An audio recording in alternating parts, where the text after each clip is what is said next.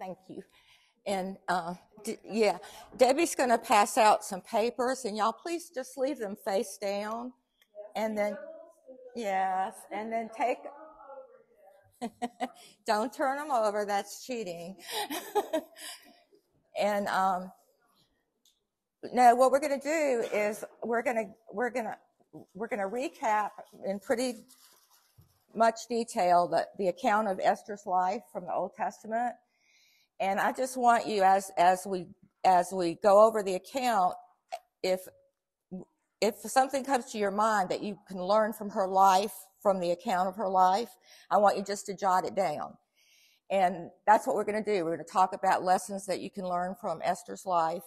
And on the front side of that paper were the lessons that the article that I based this off of came up with. But I think we can come up with some more too, because it's just like Susan said, every time you read it, you think about something new. So anyway, so just any time a thought comes to you of a life lesson, just jot it down, okay? So I'm just going to do a little bit of an introduction, but the time period, this was probably written, they think, from 483 to 423 BC. And it was at a time when the Jews had been exiled to Persia, and they were just going back. A lot of them were just going back to Judah. But a few, including Esther and Mordecai, they decided to stay in Susa, which was the capital of Persia. They didn't want to leave, and so they stayed. And so that's the background. And so the story begins with a king's banquet. The king was King Ahasuerus, which is his Hebrew name, but he was also called King Xerxes, which is his Greek name. And he was the king over the Persian Empire, and this was the largest empire the world had ever seen. Persia covers the area that's now known as Turkey, Iran, Iraq, Pakistan, Jordan, Lebanon, and Israel. It also encompasses modern-day Egypt, Sudan, Libya, and Saudi Arabia. So it was a big kingdom. And with most pagan Gentile kings of the day, King Xerxes enjoyed putting on lavish public displays of his wealth and power. And so he had just concluded literally a 6-month feast, 180 days, for his nobles and appointed officials in the government. And it was literally 6 months of free-flowing alcohol and probably every other vice you can think of, just a big party. And then he threw a second banquet, which was 7 days long, and that was the banquet for everybody else, all the people, and it was out in the courtyard and stuff. Well, and it was 7 days, and on the seventh day, after the wine had been flowing very freely, he decided that he wanted, and his Queen Vashti, her name was Vashti, she was entertaining the women separately. Well, he decided that he wanted her summoned and to show off her beauty. He had probably a lot to drink. And the way it's wording, a lot of the scholars take it that when he asked her to appear in her crown, that he meant just only in her crown. And so, so she refused. Well, that was not the right thing for her to do, because it really angered him, and it angered all of his advisors. And so they decided that she was no longer going to be queen for that, because she was afraid that the other women in the kingdom would hear of her disrespect and rise up. And so she was put away. And so after a short period of time, the king was missing the queen. So they came up with the idea of pretty much it's a beauty pageant, and he sent out invitations to all. They said, according to the historian Josephus, 400 virgins in the entire kingdom received invitations to come to the palace, and they would be given beauty treatments and all kinds of attention, ladies in waiting and beauty treatments and all for a solid year. And each one would have one night with the king, and so he could select the new queen And you think about that, because do you think if you get a letter like that, first of all, it meant they were going to spend the night with the king, which meant that they would no longer be eligible to marry anyone else, which meant that they would then be a concubine of the king for the rest of their life. And do you think that they would have had a choice in the matter? No. So anyway, so that's the background. And so, and then of course, let's see. So all of the virgins came to the palace, and they were kept in a harem under the care of oh my gosh, guys, I'm sorry. What's his name? The eunuch that took care of all of the. No, her uncle was Mordecai, who adopted her. Okay, so hold on just one second. The name just went right out of my head. I'm so sorry. No, it wasn't Haman. It was. All right, but he's a eunuch because the king would always put eunuchs in charge of the women. You know, hey guys.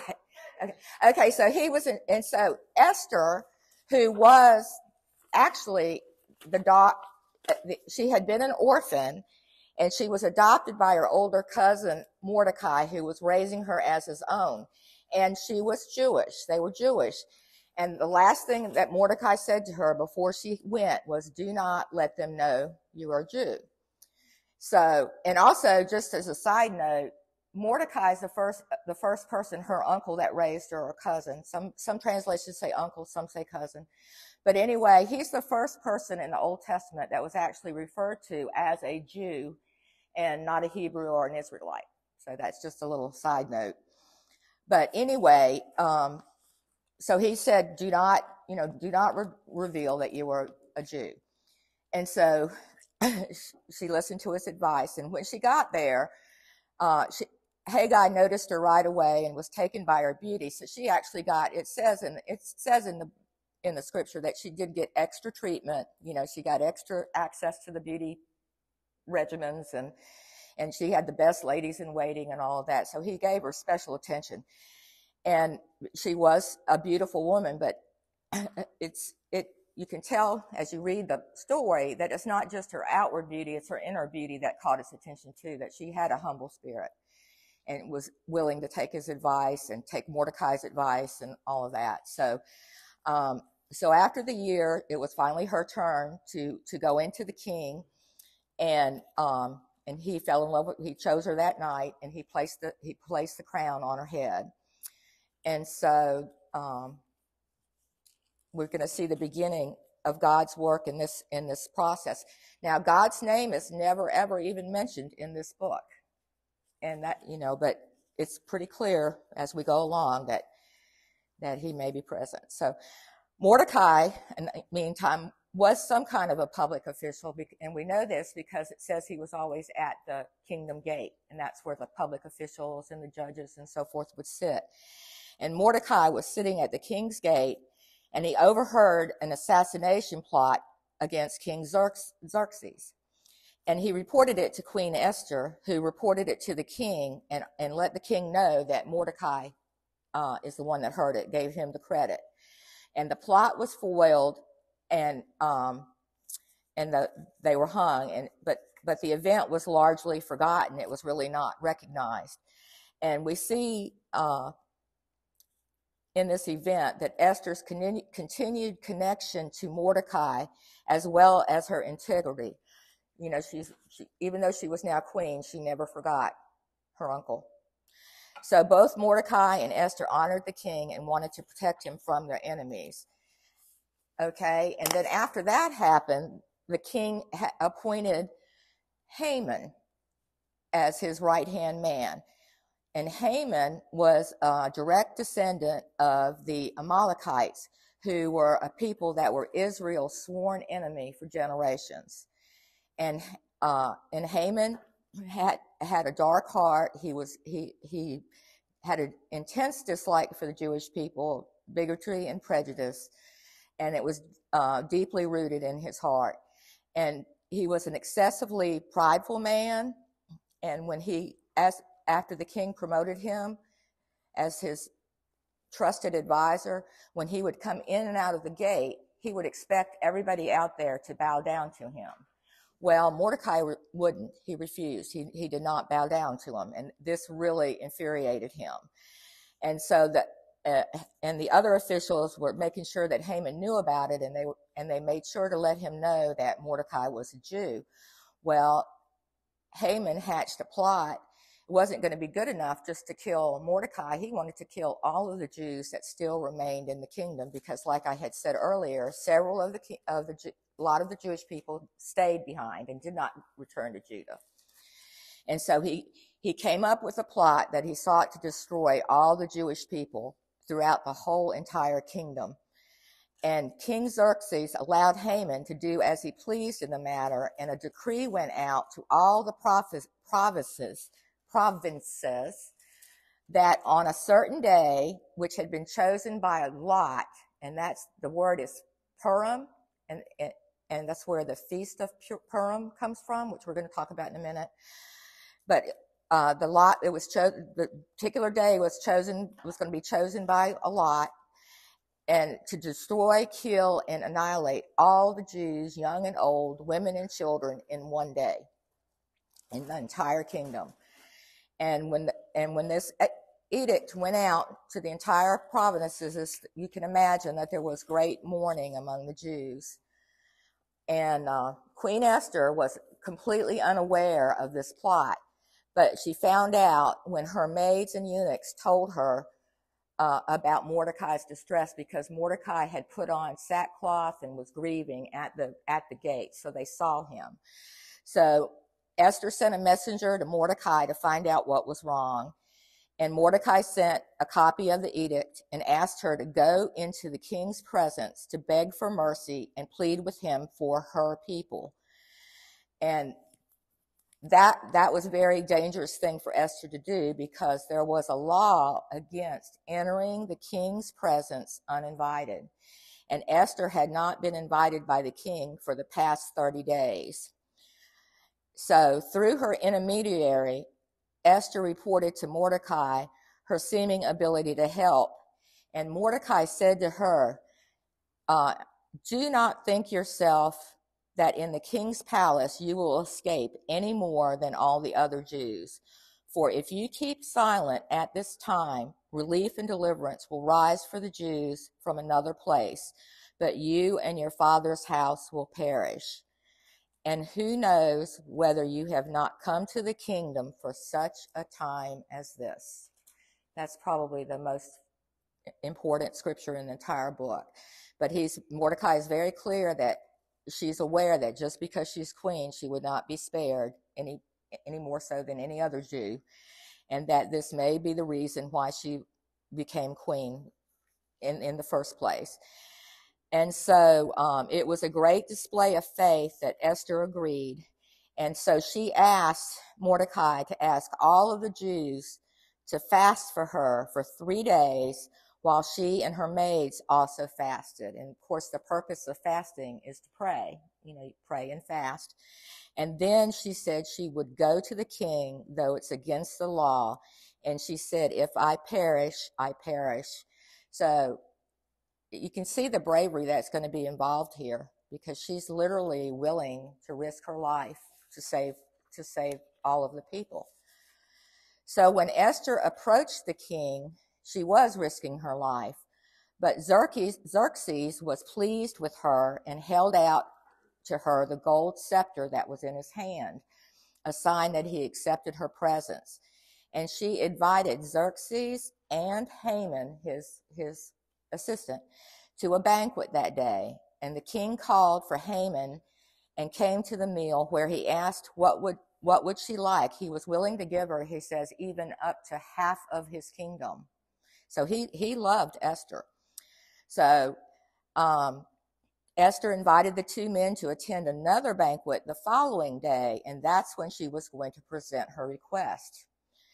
So the men agreed. Well, that night, the king had trouble sleeping. He couldn't sleep that night.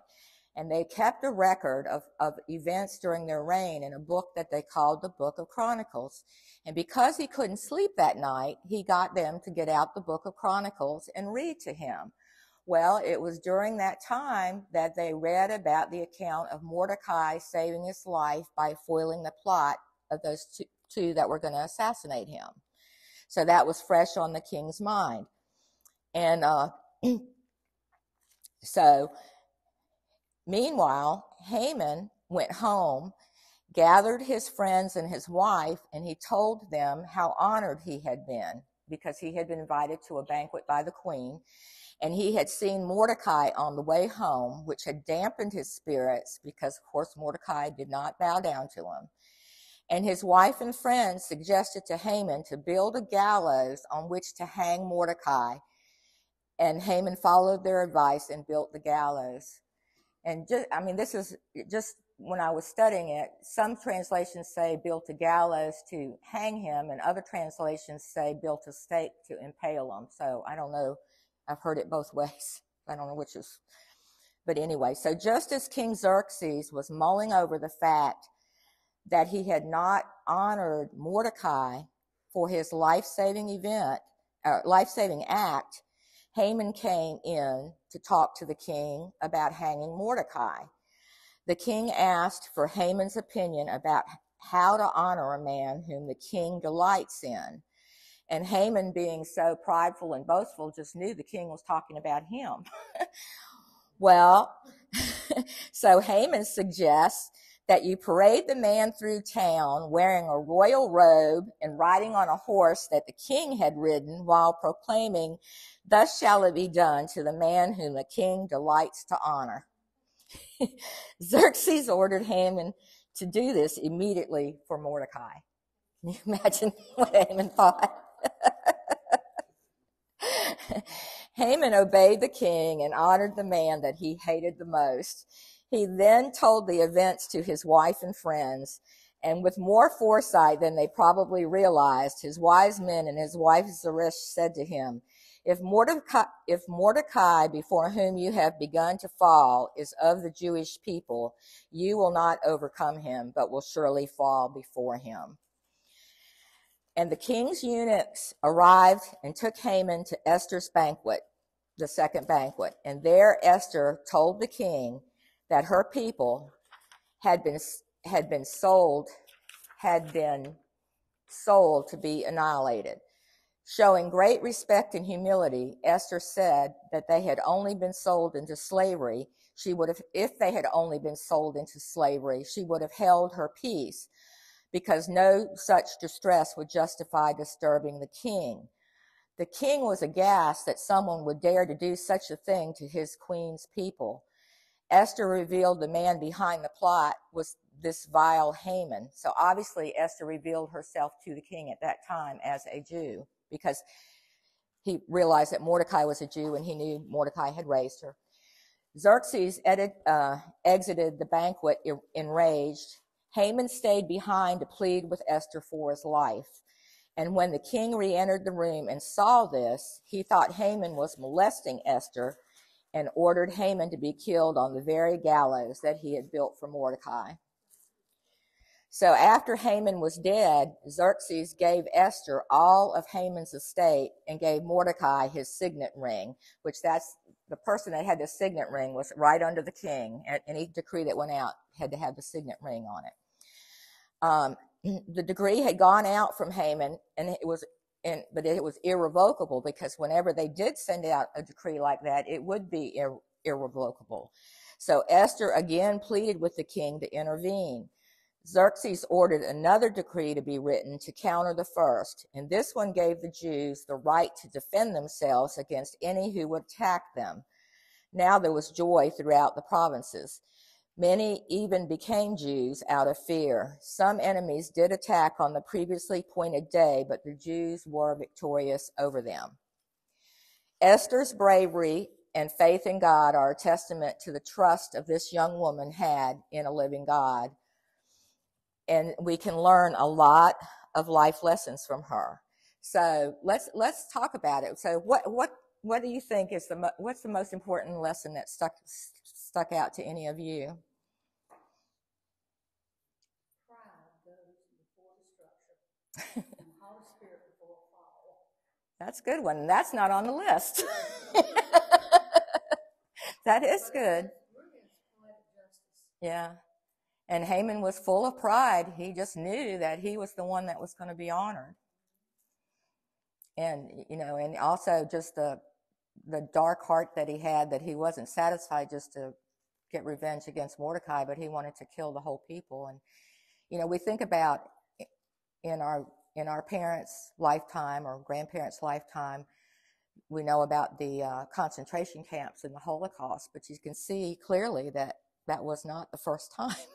That if he'd had his way, it would have been 100% total Holocaust. So, anyway. What is the best way for knowing that if they prayed and fast, that God would answer? Mm-hmm. I think it was that was a huge lesson, and because she trusted God, even though his name is never mentioned throughout the book, it's very clear that she had a deep faith in him, or she would not have asked the whole nation to pray. And that's exactly what she did. And and because she delayed and wanted to fast and pray to God first, that's the only reason that Mordecai saving the king's life was brought up again by reading that book that night that he was sleepless. So see, God had a hand in the timing. His hand is in there. And because had he not had a sleepless night, he might not have recalled that Mordecai had saved his life. So that was a good one. One of the things I wrote down is every time something happens, God has a reason for it. Mm-hmm. There's always a reason for it, good or bad. There's always a reason for whatever. And whatever situation you're put in, and something good is going to come out of it in some way. That's right. And two, even though so we don't see the name of God in the actual scripture in this book, but just because we can't see God doesn't mean that God's not here. And I think that's a good reminder that even though we can't see him, or we cannot figure out why what he's doing is good, we can know that it is. We have to trust him. I mean, for her to know that she could be healed, mm-hmm. I honestly don't know if I knew I was going to be healed for making this decision, if I could do it or not. I don't know if I would have been that brave. It took an extreme amount of bravery. Yeah. And then too, think about her, where she came from. She was a Jew, which the Jews were a despised people. She was an orphan, adopted. So she didn't come from a wealthy family, and she wasn't anybody that stood out. And yet God used her to save an entire people. So God does use ordinary people. And, it's hard. We always think, or I always think that it's somebody great that he uses, but they were all, even the 12 disciples, they were just ordinary people. But most of them were ordinary, humble. That's the other thing. Yeah.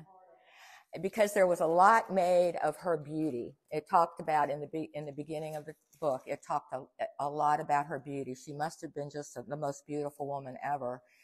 But yet she also had a humble spirit about her that shone through, and it comes through in the scriptures when they describe her. And so the author that I was looking at put down as a lesson that beauty should not make us boastful. And we all know some people that it does, so that's a good lesson. So we've talked about that God is always at work, even when we can't see him. God uses ordinary people to do extraordinary things, and beauty should not make us boastful. What else? We're stepping out, and also the bravery, stepping out in fear. Praying and fasting, and waiting on God's timing. And I another, was gonna say patience. yeah, like I said, if they had no, if she had not waited those 3 days, and the king had not had that sleepless night, may have been a totally different outcome. And the other thing is, it ties a little bit with her background, but our past does not dictate our future. In other words, no matter where you come from or what kind of past you have, once you've come to God and trust Him, you're His through Jesus. And then, how about the fact that Mordecai seemed to always give her the right advice? What if that he gave her the advice to hide the fact that she was a Jew at the beginning? How do you think that played into it? Well, he may not have married her, and for sure, I don't think Haman would have tried to kill all of them.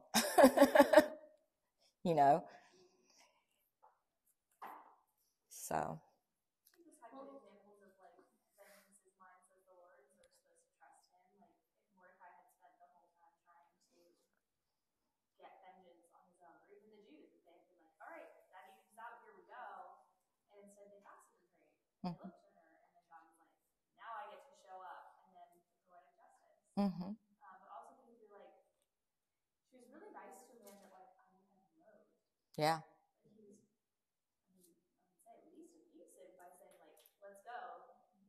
Oh, now you're my wife."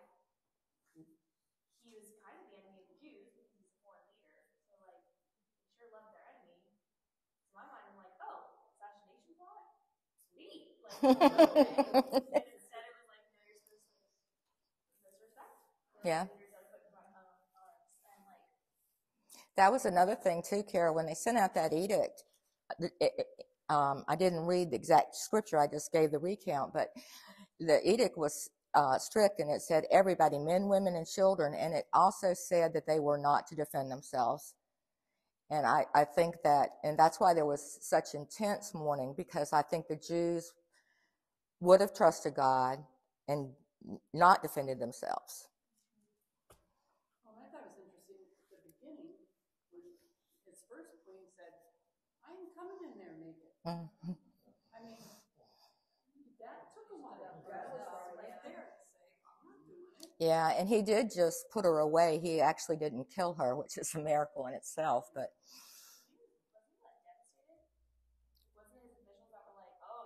oh yeah, he didn't want to lose her, because Queen Vashti was also very beautiful, it says, and he didn't want to lose his queen, but they would not have it because she showed such total disrespect. the men thought, she's gonna go get the women.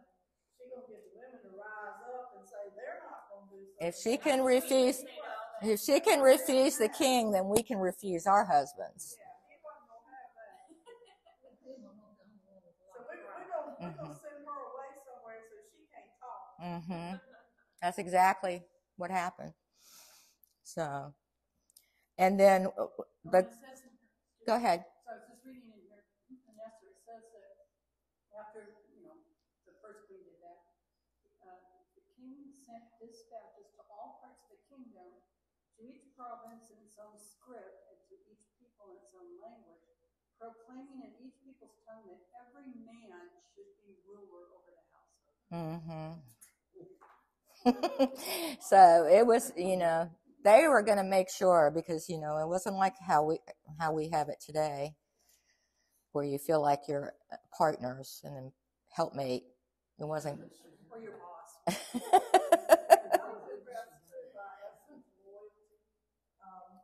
lot of people that get into the higher positions, you become a queen, and you kind of forget the little people that helped you get to where you are. She never forgot Mordecai. She always remembered him in everything. And that, we as people need to do that too. because we're guilty of that. And you can think about this too. The fact that she didn't just try to save herself. I think that's amazing. I think there's a lot of people in this world that forget you. I just want to worrying about myself. But her goal was to save all of them.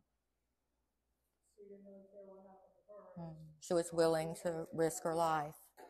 And that's huge because, where do you think she got that kind of strength?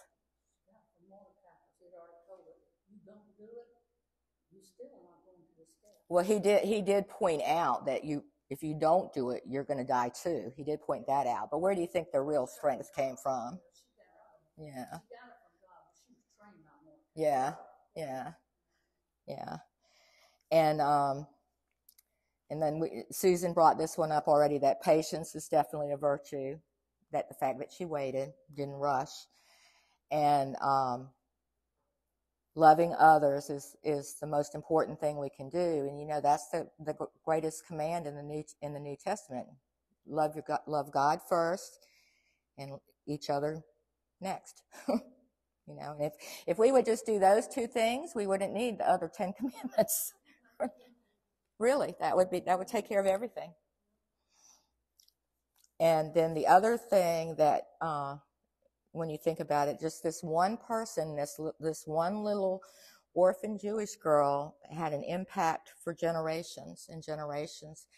And do you know that today the Jews still celebrate the Feast of Purim, and and they still fast the first day of the feast because that's what Esther did. And then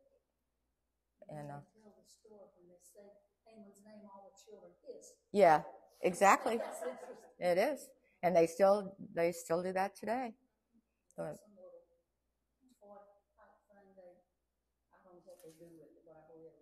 They still celebrate all of the feasts, but that's what that feast is, and it's in honor of Esther saving her people. When you think about it, too, Mordecai, he's hearing a lot of this stuff.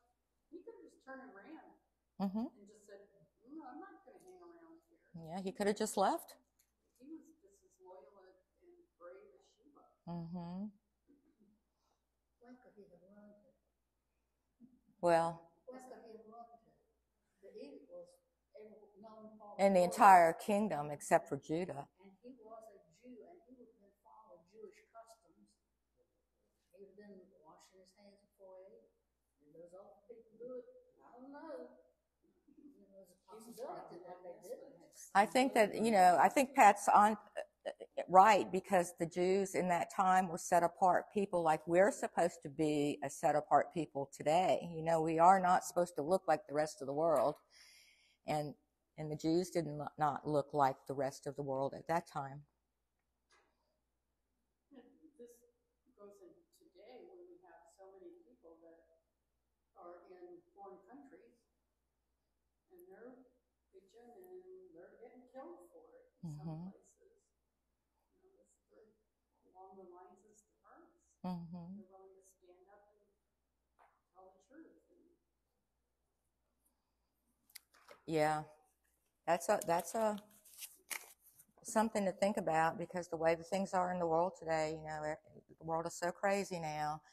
There's going to come a time, and I don't think in the too distant future, maybe not in our lifetime, but our children and grandchildren's, where they may be the generation that has to make the decision on whether or not to take the mark. Will you be brave enough not to take it? Because it will mean you won't be able to buy, sell, trade.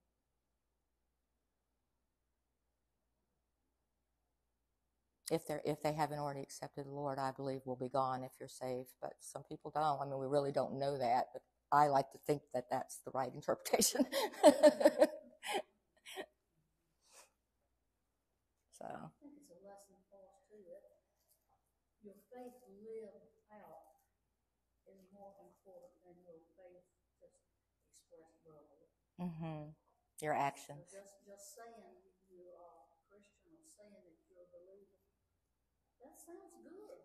But if you live like the devil, it doesn't mean a lot anybody. It just offends God. And there's a lot of people, that are, they are holy on Sunday, but the rest of the week they're not. So, Yeah, holy terrors. And, by the grace of God, for 38 years, I was definitely living in the world. God, I still can't get over the fact that God saved me, the grace that he saved me. So, anyway. How early is it? I didn't think we'd get done quite this fast.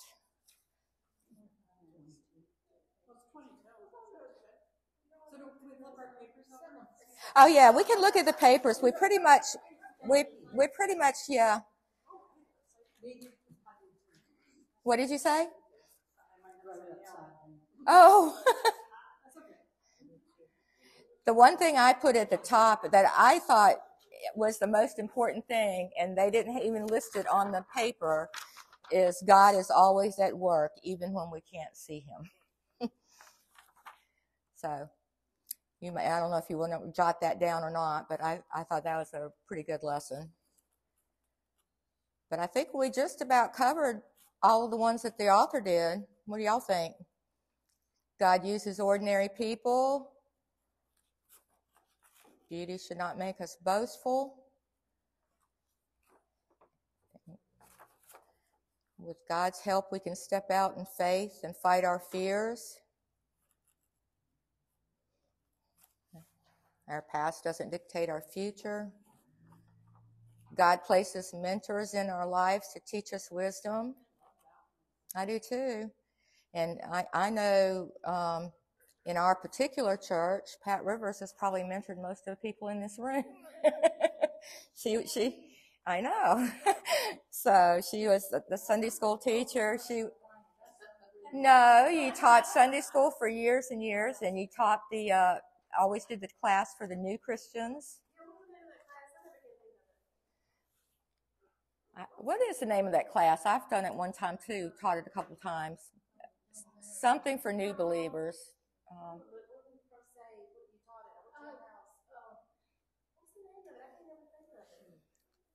Survival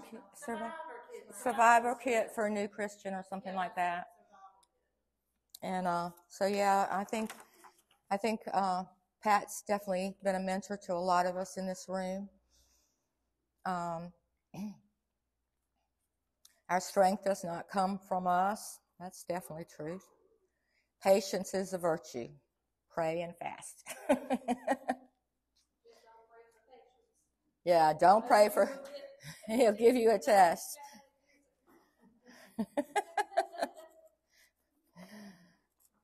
And then how important it is to love others and that realize that even you can make an impact. We can impact our children, we can impact our grandchildren, we can impact our neighbors just by the testimony of getting up and going to church every Sunday, and your neighbors see you leaving the house. And they, I remember all the times I would get convicted seeing Nancy leave to go to church when I was younger. Some of the guys at work like to play golf on Sundays, and we lived on a golf course. Don't ask me to come on Sundays. That's my church day. I'm not going to play golf on Sunday morning. Mm-hmm. That's what I'm in church. Mm-hmm. So, I don't think that it's rubbed off on anybody. It rubbed off on Benny, though, with the kids. Yeah. She said, when am I going to be? Because he played golf every Sunday. And she was a little bitty thing. She said, Daddy, when am I going to be good enough that I don't have to go to church every Sunday? We had 2 or 3 men that was sitting on golf when the preacher said, Amen, right. Donna had Bill's sandwich waiting for him. Yeah, but at least he waited till after church.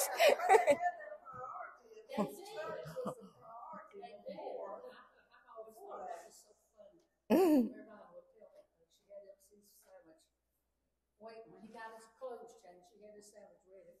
Pick up on his way out. Some tea and a mason jar in his hand.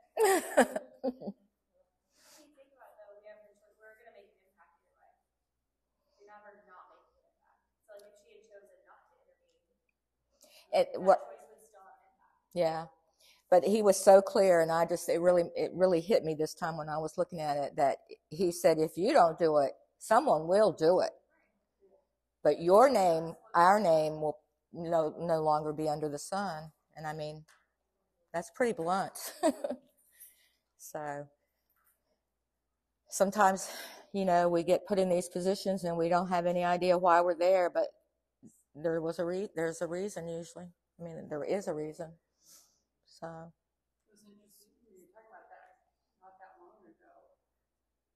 I said those exact same words to my son. He was asking me about it. I can't even remember now the context of it, but that's when I said to him, I said, Chris, there's a reason for everything. I said, and we may not know what it is. I mean, he looked at his dad getting killed when he was 14 years old, and getting shot in Afghanistan, and a lot of stuff. But, and I mean, he knows God, and he's kind of, gotten away a little bit. And so I just opened my mouth and I said, there is a reason for everything, and we may not know it right then, and we will see it eventually. And we've seen that we get through anything and everything. And God gets us through it. And he knows it. So I've had lots of times when he's called me and said, Mom, can you pray for so-and-so? Can you pray for so-and-so? Because he knows. And it's a good lesson to learn. And we learn, I mean, obviously, as we get older, we live through a lot of stuff. We see it. You ever think about if we had known what we would face when we were in our 20s? I just can't. No, I'm like you. I wasn't saved until I was. No clue. No clue. Oh.